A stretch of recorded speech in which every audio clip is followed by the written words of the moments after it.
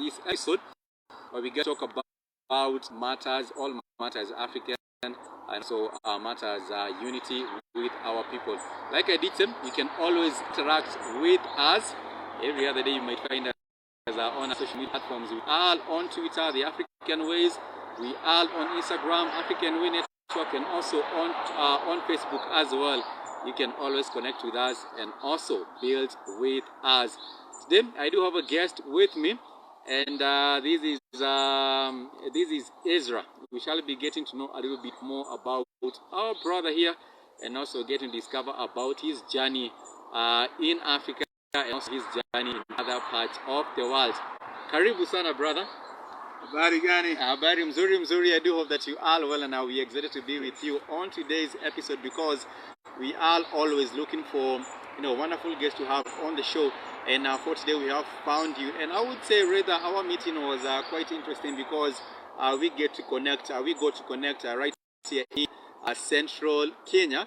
And that was really wonderful, just getting to find, just getting to meet Ezra and actually have him. So I would just like to give you the opportunity for you to introduce yourself, brother. How would you like to introduce yourself? Well, I'm Ezra. Yeah. And I'm here from the U.S. Yeah. Louisiana born, live in Colorado. Yeah, the mountains there. And I have a beautiful family here, here in Kenya. I'm so lucky and benefited by the ancestors to have a little baby girl, 2 years old, born on Nat Turner's birthday. How lucky am I at that? And a beautiful wife here in Kenya, that's Kikuyu. So I'm very thankful to the ancestors and the Most High for being here in Africa. It's an amazing place. That's really wonderful, and I would just like to ask you: is this the very first time that when did you first and foremost get to? When was your first time you traveled or toured Kenya? To Kenya, it was back in 2018. 2018. Yes, I came to Mombasa. Yeah. And amazing. Yeah. It reminds me of Colorado. Traveling from Nairobi to Mombasa because of the terrain, the hills, and the high desert, kind of like a high desert plain. So it was kind of flashback to home. And also I do know that in Louisiana there is a big history of our people. We shall be talk a little bit about that, from the transatlantic slave trade. We do have so many African descendants of slaves in Louisiana, of course, the bigger part of the South in the States. We shall be talking a little bit about that later. Let me ask you, how was your when you first got to Kenya? And I don't know if you've toured other places in Africa. Have you toured other countries outside Kenya? In Africa outside Kenya? Yes. You've been to Ghana? I've been to Ghana. Yeah. I've been to Rwanda. Rwanda as well. And we, my wife and I, we've been to Ethiopia. Yeah. We went to Egypt. Egypt as well? Yes. Yeah. And Tanzania, Mombasa. Zanzibar. Zanzibar. Yeah. And matter of fact, we're going to be going there this year. This year back. Personally, I've never been to Zanzibar, but I did get to tour Tanzania. It's really a good place. So, what was the first? When you go to Kenya? When you came to Kenya, how was the hospitality and how are you received? I know, of course, you were with your wife, but I was asking about the hospitality of the local people. How are you received? I like the people. With open arms, people are friendly, kind, and willing to help.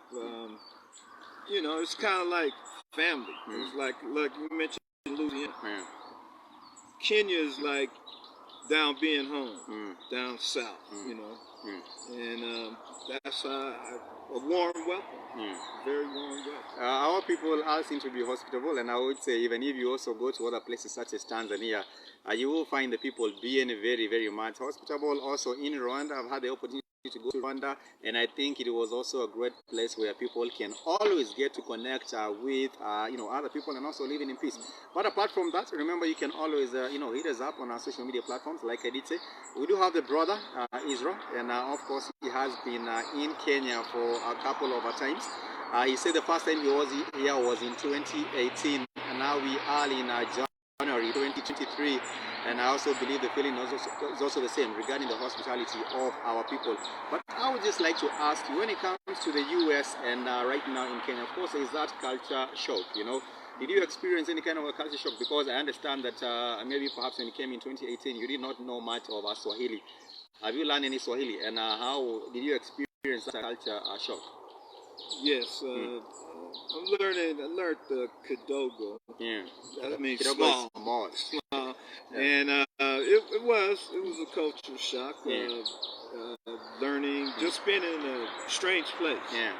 Strange place where I've never been, and being. I thought when I first get here, I would kiss the ground. Yeah. But I kissed some plants.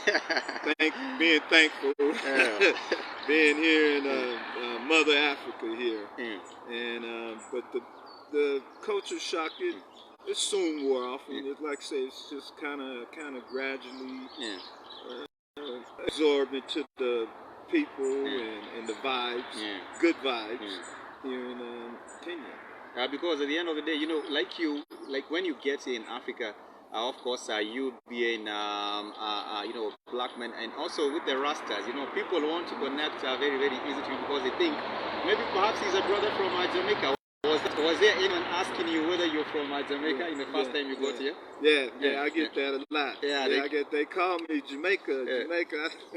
It's kind of cool, but I went to Jamaica, and they deported me from Jamaica because I had a world passport, and I went there to celebrate their 50th anniversary, and they didn't like my passport or didn't, But to answer your question about the people, I still get that. They call me. They think I'm from Rasta Jamaica. From Jamaica. Rasta. Yeah, Rasta. And that's cool. I mean, because actually Kenyans can go to Jamaica. True. Without the visa. A visa. You can go just directly to Jamaica. Which is something quite positive because years before we didn't have people getting to understand. We need to improve on that relationship between the Caribbean and the African continent, and people just being able to connect easily. But I think that waiver for the visa was done about 2 or 3 years ago when the former president Uhuru Kenyatta went to Jamaica. That is when there was bilateral talks, and there was a waiver for that requirement for a visa when you're coming from Kenya going into Jamaica. But I'm sorry to hear about your experience in Jamaica. They had to deport the brother, and he had to go back to say. But coming back into Kenya, I would like to ask you, when it comes to the language itself, has it been any difficult for you getting now to learn Swahili? It's getting better. Yeah. It's getting better. I'm tuning in more and paying attention more and picking up slowly, poly. Yeah, poly. Slowly. Yeah. Of the language and Kikuyu. I'm learning that too. It's my fault. I haven't really just studied, but I'm just still being around the people and listening and tuning in. And just like when I was catching the matatu here, the guy was passing up the place, and I had to say, "Atideri, wait, Atideri." Hey, you're missing the stop. You're missing the stop. Yeah. So I'm picking up poly. Yeah. That's really quite interesting because when people do come up to you, some of them might be even talking to you in Swahili. Most of them will even be talking to you in Kikuyu because we are one the same people. It doesn't matter whether you're coming from Louisiana, whether you're coming from as a black man, and you are interested very, very much easily. Personally, I've been interested in the journey of people coming back from the States into Africa and reconnecting with the continent of Africa because at the end of the day, you will find there are so many, like I did say, I don't like to use the term adults because there is a break. Some people want to be divided between the adults and other groups. But when you do have African descendants of us, they coming back into the continent of Africa, I think it's very, very quite easy for them to be reintegrated, because first and foremost, you're black, and we are the same, we share the same skin color, we are the same people.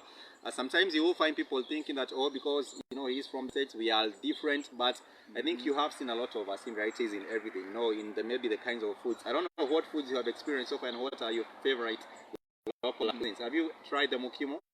There's a food which is the mukimo. There's lots of foods that you can enjoy. But when you look at that kind of fluctuation, or not fluctuation, but there's that divide between the African outside Africa and the African on the continent. I would like to ask you an interesting question. What do you think could be done? What are some of the things that can be done to bridge this kind of gap? Because in some minds of Africans, they think that the African in the US and the African on the continent are way different. But what can be done to bridge this gap between the African in the Caribbean, the African in the US? You can speak for the African in the US because you have you're an American. But I would just like to ask you, what do you think can be done to bridge this gap? Because sometimes people think that we are much far apart and we are different in so many ways. But what can you speak to that bridging of this gap between the African in the US and the African on the continent? Well, for one, is knowledge. Yeah. Really, knowledge of the culture, not just what you see on TV or videos or something. Something where you just talk to the people or read some credible or see some credible. We are back, and we hope that you are doing well. This is the African Ways Network. As always, we are here to bring in you information which is vital and information that you can actually act on. It's reliable, and also at the end of the day, the goal is to unify our people globally. We are here with Brother. He goes by the name Ezra, and we are hoping to get to know a little bit more about his journey. And I have a question for him, who I had put across to him. I was asked about the divide, because there is a very, very big divide between the African people on the continent and the African people of the continent. There is a misperception based on the knowledge, and there is a knowledge gap there. And I was asking Ezra, what do you think be done to bridge this gap between the African people on the continent and also the African people of the continent, for example, in the US, because you're coming from the US, and I think you're pointing to the fact that knowledge is vital. Yes, knowledge. First, knowledge of self. To get rid of the preconceptions that people then place in. You got to know yourself. And to know yourself good, then you know others. To meet other Africans, I meet Africans all over the U.S. Have you met Kenyans? Have you met Kenyans? As a matter of fact, one of my best friends lived down here in Moringa. I'm saying it probably. Moranga. Moranga. That is Masharia. Give out shout out to Masharia. Shout out to Masharia. He's down there, and I've known him for many years, and we connected. It was no problem. And I've known people from Liberia, from Egypt. Bob over in Egypt worked with people, and I'm open to people. I don't, because like you say, the preconceived things like, oh, we're divided, the Africans don't like us and we don't like them. That's, that's for some people. But for the most part, for me, I have no problem. It's like I said, the knowledge and knowing, dealing with people one-on-one. One-on-one to really to know a person. Because if you just rely on information that you've heard about the people, for example, there are so many people from the US that might shy from coming from Africa because they have heard that Africa is a dangerous place. If you go there, you might lose your items. You might even lose your life if you go to. Of course, there's some places that are dangerous. I'm not telling you to go to Somalia. In some places where you may get blown up. I'm not telling you to go to the Central African Republic where it's dangerous. You, of course, have to be wise and know where you're going to. But there is a misconception that all of Africa is dangerous. But for you have told us your experience has been quite good, and you have met hospitable people that are also treating you very, very well. And I agree with you, because information is vital. For people to be able to have an understanding of each other, there has to be information. And while you're here on the continent, you are able to meet with people, you're able to talk with people, you are able to engage with business with people, you are able to just deal with people and know, much more about them and connect in a higher level, because it's a one-on-one kind of a relationship. But I would also like to ask you, when it comes to the experiences so far, what are some of your best highlights and some of the places you have toured in Kenya that you really like, maybe, and some of your best highlights so far, and maybe some of your negative, because you cannot all right, sometimes you find things are not going so good. What are some of your best highlights so far? Best highlights have been over here at the country club. Yeah. Aberdare Country. Yeah, where you can have a nice little lunch or breakfast, and you see the animals walking around. The elephants? Have you seen the elephants? No, not elephants, but they had like zebras and the monkeys and so forth. But I haven't seen any elephants yet. I haven't been out, unfortunately, but I will. And some of the highlights, just living around here in Mount Kenya, just waking up early, because you got to wake up early to see Mount Kenya before the clouds come in. Yeah. And it's a beautiful sight when the sun is coming up over Mount Kenya. Some people call it Mount Zion. Mount Zion as well. Yes. There's a lady I know who calls it exactly what you call it, and I don't know if you've heard about Dr. Mombi. She is I have. She is I understand she is a spiritual teacher, you might call it so, and also a YouTuber. Some people don't like to be referred to as YouTubers, but I understand she also moved from Nairobi to a place very close to the mountain, and going back into the mountain itself. It's known as a Mount Kenya, and before then people used to call it, the local community, they used to call it Mount Kirinyaga. And so I understand when the British came, because the British wanted, they took part of the Central Highlands, what you call the Central Highlands in Central Kenya, and they couldn't really pronounce Kirinyaga, so I understand they moved, they just pronounced it as Kenya. That is where the name came from Kirinyaga to Kenya. But the place is really beautiful. It has a lot of spiritual significance. I don't know if you know of the same, because for the people of the Kikuyu community, they used to do their prayers, or they used to actually do their prayers facing the Mount Kenya itself. So they used to go to the shrines, and then when they are at the shrines, there used to be many shrines around Mount Kenya. So they used to go to the shrines, and they used to make their prayers facing Mount Kenya. For the very first president, his name was Mzee Jomo Kenyatta of Kenya. He has an interesting book which is known as The Facing Mount Kenya, and it also talks about that reverence to the mountain itself, because it was a place of a spiritual significance. The people used to say that God, or the Creator, used to live in Mount Kenya. That is what they used to say. But we have different people that have kept, that knowledge over the mountain, and that spiritual and African spiritual teachings which have to do with Mount Kenya. I will not get much into that. I am not an expert into that, but I'm just letting our guests know that the place itself is also very sacred. And we have also the same mountain being also of significance because of the liberation struggle for our country, which is Kenya. In the 1950s, we did have the liberators. We have the Mau Mau. Actually, I don't know if you've heard about the different the gorilla welfare that ensued in the 1950s. We did have people going into the forest, which is the forest, the Mount Kenya forest, and also waging warfare against the British. But I think you might have heard about the individuals such as Kimathi himself. You know about Kimathi. I'm glad you mentioned him. Yeah. I'm glad you mentioned him now, He's my spiritual father. I followed him 100% because he helped liberate the people. You know, you guys are lucky here in Africa, for one thing. You're in the most beautiful place on the planet, the center of the planet, the most grounded planet. Also, that being here, you have the land. You fought to get British out. At least they went home. But in America, they done came and took our land, killed our ancestors, and they won't leave. They won't leave.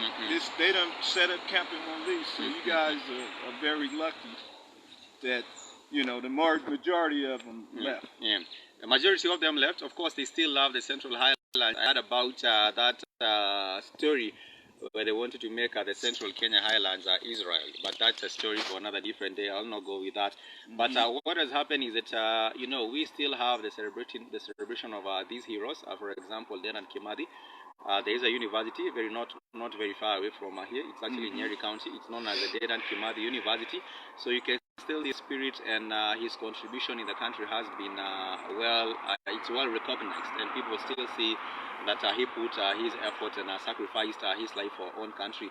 But of course, there has been a question. The other day there was the issue of the widow of Den and Kimathi.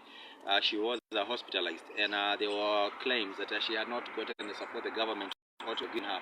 But that's also different. But let me go back to your journey here in Africa. I would just like to ask you, now that you're married to a Kenyan, right? Yes. Now that you're married to a Kenyan, when you first left the US, and wanted to come into Africa, you talked to your relatives, some of them. What were the comments from them? Sometimes people might tell you, oh, be very careful, but what were their opinion when you told them, now I'm living here and I want to go back, I want to go to Africa for this and that? When you told your family or when you told your relatives about your plans to travel to Kenya or to other parts of the continent, what do they say? Well, it was a mixed bag. Some were saying, you shouldn't leave, you should stay here, why are you going? Because their mind was locked in on negativity about Africa. But then I had some people in the family, they were saying, you finally going, because I talked about it for many years, and people was happy for me and saying, hey, you finally made your journey back, to home, to a spiritual home. Because I wasn't born, it was a saying that said that I wasn't born in Africa, but Africa was born in me. I don't know who made that quote, but that's I follow that to a T. And one of the real spiritual things that happened to me when I reached Africa for the first time, first time I looked in the mirror, I didn't see myself, I seen my father. So that was just telling me that the ancestors are speaking to me, and all the way from America to home, right here. So, but some people, they was negative, and some people were saying they was happy for me, saying that, how was it like, or did you kiss the ground? Because other people I know that came, that's what they did. Fell on the ground and kissed him, was so happy. It's, it's a mixed bag. It's a mixed reaction. Some of them will tell you, be quite careful, you don't know what you're getting yourself into, all these negative remarks you might find with people. But I am glad that you took the journey and you've been here, and I think you found it fulfilling so far. And maybe some of the things, your negative highlights when you came in, something that didn't really please you so much, and something that you might you'd like some other people to look out for. Did people try to swindle you of your money, or try to, for people talk about corruption in Africa at large. Of course, the whole world is corruption, even in Europe and the US and China. All these are different places. But what are some of the things that you really didn't like so much about you being here, or you traveling here? Maybe it might have been with the way some things were handled with the migration, or some other things that were handled with this and that. What are some things that you might say you didn't quite like about your journey here? Well, one thing that stood out is like when I'm waiting to get on the bus, you gotta assert yourself, because people just walk up in front of you like, hey, you don't see me here. You don't wait your turn. But now, I've learned that, hey, just get on up there and search yourself. Don't let nobody jump in front of you. And what else? A couple of things with the police. I'll say, they kind of, I don't know if you heard the story with Steve Harvey. Steve Harvey, I think, went to Ghana some years back, and he was talking about his experience with the police. He was saying that at some point he had to reach into his pocket, give some tips. I don't know if he gave I don't know how many dollars he gave to the police, but people were asking him he shouldn't have, because at the end of the day, they will take money from you today, they will want to take some money from you tomorrow. What you allow is what continues. So if you now walk up and the police are they want to get into some trouble with you, and then you give them some money, tomorrow they still try to do the same thing, because this guy is soft. You know, if you're very soft and you not assert yourself, then it also becomes a problematic.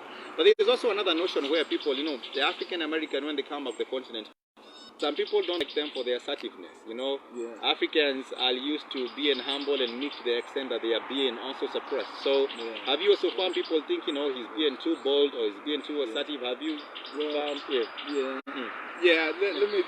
about the police. All fairness to them, it was during COVID, and I was past curfew, so I was kind of out of line.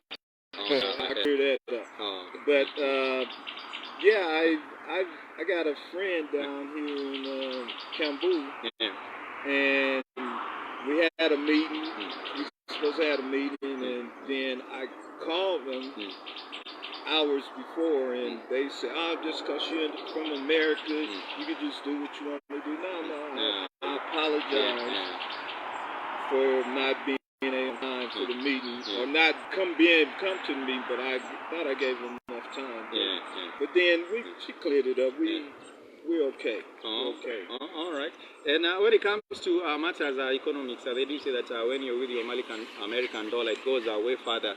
Have you seen that also been an opportunity that can also be taken an advantage of? Because at some point, if you the state, you know, and you think you might want to do something for your people, then I think it's wise for some people to also consider coming to Africa, because your dollar goes a long way. For example, $1 it's about 100 shillings in Kenya shillings.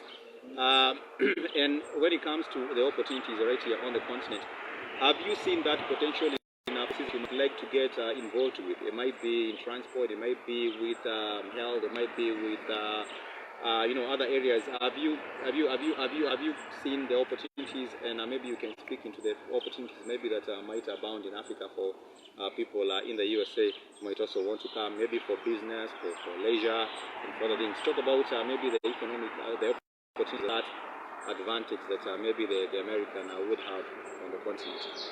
Oh yeah, definitely. And I've seen the dollar get stronger. From the first time I came, it has gotten stronger and stronger. Absolutely, the dollar versus the Kenyan shilling now is a good thing, and you can come here, you can make that money in America or Europe or wherever you're coming from, and come here and invest. And it doesn't take a lot. It doesn't take a lot. You get a plot for $5,000. It depends on where you're at. You know, we got a couple of plots, thanks to the ancestors, right down the road here, for 500,000 U.S. dollars. No, 5,000. I'm sorry. 5,000. 500,000 Kenyan shillings. Yeah, 500,000 Kenyan shillings. And that's, you know, the conversion. And it's a good opportunity here. I beg people, hey, to come when I go back. They see I'm still healthy, and then I show them my family and opportunities here. There's opportunities abound. Africa actually is like a gold rush. I actually agree, because the population is a young population. There's a big market for things. In case you want to get into processing, there's a market for that. And the youngest population in the world is on the continent of Africa. And even, I believe, in 2050, we shall of course pass the billion mark in terms of population. So it means that there's a very, very big market. And also for people in technology, for people in financial, for even in the services industry, there is a big opportunity that maybe people also ought to look into. And it's something also positive with that. But there are also challenges, you know, corruption. I don't know if you've heard about people talking about how corruption has been dealt on them. And you know, some people even getting bad deals, because if you come from outside, and some people might want to swindle with your money. You know, they're telling you this plot is this and that, but you actually realize money. If you're not very, very careful, even with the whole process of getting to a certain and do due diligence, then your money might not be there. But guys, this is the African Ways Network, and of course today we do have a guest. He's Brother Ezra. Of course, they're coming all the way from the USA, and he is actually with us in this part, which is central Kenya, not very, very far from the mountain itself, Mount Kenya, a beautiful snow-capped mountain. I understand they talk about the snow levels reducing, but sometimes we hope that we shall give you the opportunity to see the mountain for yourself, also doing a live way closer to the mountain.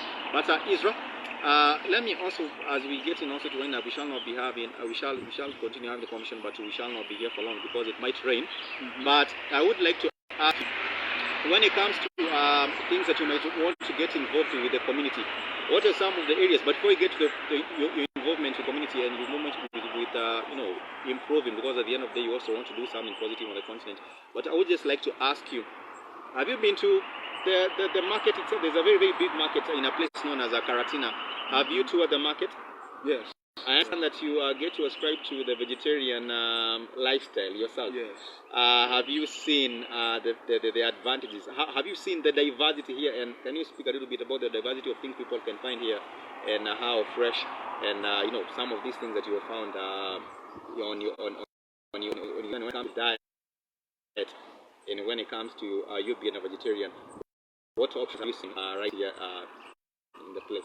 This abundance. Yeah. And the Caratina was there a couple of days ago. My wife, she was happy. She said, "Wow, this is very fresh. This is good waru. This is very fresh potatoes." I said, I saw them. I looked at them. I had to get them. Mangoes is reasonable. Avocados. And our vegetarian lifestyle is easy here. Greens, fresh greens and spinach. Okra. I find those type of items at the market, and I'm happy. The prices are also very, very fair, mind you, because there is one of the second largest markets in East and Central Africa. It's not very, very far from. It's actually in a place known as Karatina, where I also do come from. But the thing is, you do find people not wanting to use the fruits. People would rather now start adopting this new westernized kind of lifestyle. Or people who want to get into the fast foods and get all these sorts of diseases. You find diabetes also being on the rise in this particular place. You'll also find other diseases, lifestyle-related diseases, because people do not want to use what we have in abundance. People would rather get the medicines from the chemist, put a whole lot of chemicals on their food, which is rather quite saddening, because we have everything we need. But people have now moved from the traditional ways of eating to eating these fast foods, which have also been of a detriment to our health. But for you, I think like you said, there are many options. There's abundance in that, and I also do hope that you might also be instrumental in terms of awakening our people and teaching them. I understand that you also have been dealing with books, and you can tell us about maybe some of the books that you have dealt in, or some of the books that you have a collection of, that can help people in terms of getting it right when it comes to eating dietary habits. Tell us a little bit about that. Yeah, absolutely. One book, or a couple of books by Layla Africa, African Holistic Health, is a comprehensive book on health, where they have recipes, they have healing recipes in there too, like grandma and grandpa used to have. They didn't go to the doctor. And so forth, as much as we're doing now.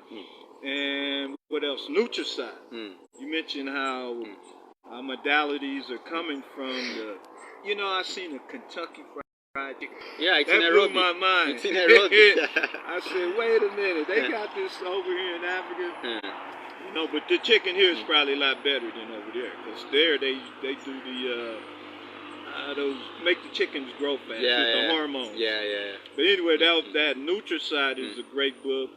And here's a book here too. It's Education of the Negro, Carter G. Woodson. Is another one there. Let me help you show as well. Stolen Legacy. Stolen Legacy. These are just some books that I sell on the regular. And Destruction, you mentioned that earlier. Destruction. He also made a book called Rebuilding. You got to get that book. I haven't got that one. Rebuilding of African civilization. So we know our problems. We know what happened. But now, where do we start and where we go? One of the ways we really build is connection. You was talking about the connection in African and Africans abroad is to put our resources.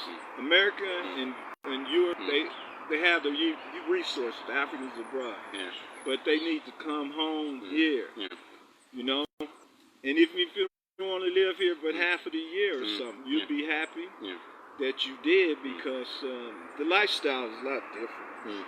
You know, there's so much stress and to make the money. You make the money there, but can you keep it? I make money in America and come over here and distribute it. You know, and also help dealing with the people, because at the end of the day, like we did say, the economies, the opportunities are bound here, because you might get involved with processing, you might get involved with the value addition to some of the things that are going on. You might be involved with the real estate, you might be involved with all these other opportunities that abound here in Africa, because like we did say, your dollar would go a little bit further. And also that connection is important, because at the end of the day, we have always say that in the US, you know, people have gotten to different levels of education, and that information and knowledge is very, very important in building the continent. What has happened in many years on the continent is there has been brain drain. You know, you find people being taught, for example, doctors. The best Kenyan doctors being taken to work in the UK, going to work in the US, because there the pay is much better. So you find people just living here and not building the continent. And also we do have so many challenges, for example, even with leadership. You do find leadership that is focused on not building infrastructure here, but focused on, you know, they take their kids to, for example, the leaders, they might take the kids, the politicians will take kids to study in the UK, but they are not focused on building the schools here. So that is also another big problem, because the thinking, the mindset is also wrong in terms of how we are looking at the solutions. We are looking at we are not getting it right. But at the end of the day, I would say, yes, we need to have that connection. We do have a Brother Ezra here who also has that message that, you know, that knowledge and that bridging the gap is very, very, very important. Because personally, I do believe it doesn't matter whether you are in, you know, an African in Louisiana or an African in Senegal, whatever you might be, we as the black people ought to come together. But we do have so many challenges in uniting. But I think the first point is getting to get the knowledge about each other. But these days we do have the internet, we do have all these other opportunities of getting to bridge. So we have a global village where people can connect on the internet, and I think that we should get to explore these particular opportunities and resources to be able to come together and build together as a people. We are almost winding up with this episode. We hope that we shall also get another opportunity from our brother here to speak on more matters, African issues, and also talk about his experience and a journey on the continent. Because it seems like I've spoken too much, but we shall also make sure that the brother also has an opportunity to also speak more into issues that he would like to speak to us on. Maybe perhaps as we wind up, we would have a closing remark, maybe from our brother. What would you like to say, maybe to your family back in the States, or maybe to the family here, or even to the people that you've connected with here? What will be your remark or your closing shot to them? And also, I think we have some wonderful art here. Before we get into those, that closing remark, these are some of the art that you do find. I think these are carvings, wooden carvings that are made by the hand. Why did you decide to also get yourself some of these before we get into the closing remark? Well, I'm glad to meet you. We met in transport. We both was traveling to Nairobi. Yeah. I was in the back seat, uncomfortable. Yeah. I usually don't get in that seat, but I had to go fast. Yeah. And somehow, we was. I was working. I was going through there's a book I'm writing. And I was going through the notes. I asked you if you could actually take out some of those remarks, and maybe you see put a marker on the same. Yeah, that is how we got to connect. But the experience was wonderful. Yeah, go on. Yes, and I mean, then iron sharpened iron. You was telling me something, and I was telling you something about the world and knowledge and consciousness. And then, hey, it sparked, and then you backed up what you saying. I'm saying we here, and give a shout out to a safari camp. Camp. This is where we are here in Nayamoro, owned by Brother Rich. 40 years. They got a little lake on this side, and so if people want to come here to safari camp, and you can camp out, or you can have a nice room, and that's where you get these beautiful carvings from too. Let me show the folks this one. Even the Look at that. Yeah. This looks like one of these are West African tribe known as the Dogon. They do the dances with the masks on, but this is just looks similar to that. Yeah, and you know our people. There's a book called it's from Timbuktu, from Babylon to Timbuktu, where our people, we were scattered all over the continent. Once the Europeans came down, we went east, west, south, everywhere we can go. And I think these masks resembles the ones that I'm telling you about from Dogon, and of course Dogon in West Africa. I think they might have spread out, but they're in West Africa, Mali. So they used to have masks. They used to do the dances with celebrating the occasions for harvesting or whatever other occasions they did have. But yes, this brings out that kind of the art and the art itself, and also the art is closely related to the culture of the people, because people do have different cultures on the continent, and it's also wonderful that Ezra to explore a little bit about the Kikuyu culture. Maybe you might know about this and that about the Kikuyu culture, but of course, let's go back to the winding up closing remark. What would you like to say to the people, maybe in the States or maybe right here, the family right here in Kenya, or even just people, our people, black people globally? What would be your message to them as we get into wind up? My message is go see for yourself. Come see for yourself. Don't take other people's word for it. Don't even take my word for it. Come see for yourself, because your experience may be different from mine. But if you're really in tune with your ancestors, you would come here and you'd be right at home. They welcome you. You know, because we were scattered abroad, and I'm so happy to be here. I really don't want to go home, but you're going back in next March. March? I'm going back in March. Been here a while, but I come. You not bring the money. Africans got the land. Once you put that together, you know you'll be in good shape. And that will start to work out big things when you connect and do that. And I want to appreciate you so much. It has been a delight, it's always a delight, and I hope that even maybe perhaps before you get back, we'll also have another opportunity to also just sit down and continue the conversation, because the conversation does not stop here. We continue on and getting more, and of course, like I did say, you can always hit us up and let us know. It's African Way Talk at gmail.com, African Way Network at gmail.com. You can also find us on our Twitter, the African Ways, and anywhere else that you might stumble into us, the African Way. We are hoping to be able to build together the people on the continent, of the continent. And also a big shout out to Tosh himself. Thank you so much also for being with us through these conversation. We hope to continue building, and also we hope to continue connecting and having better understanding. And also I'm working on a book which will be coming out sometimes. There might be a series of such says. I do hope that by the time we get into November, we'll have something out which is on the agenda of resettlement on the continent. I shall be getting to put you up to date on that particular information.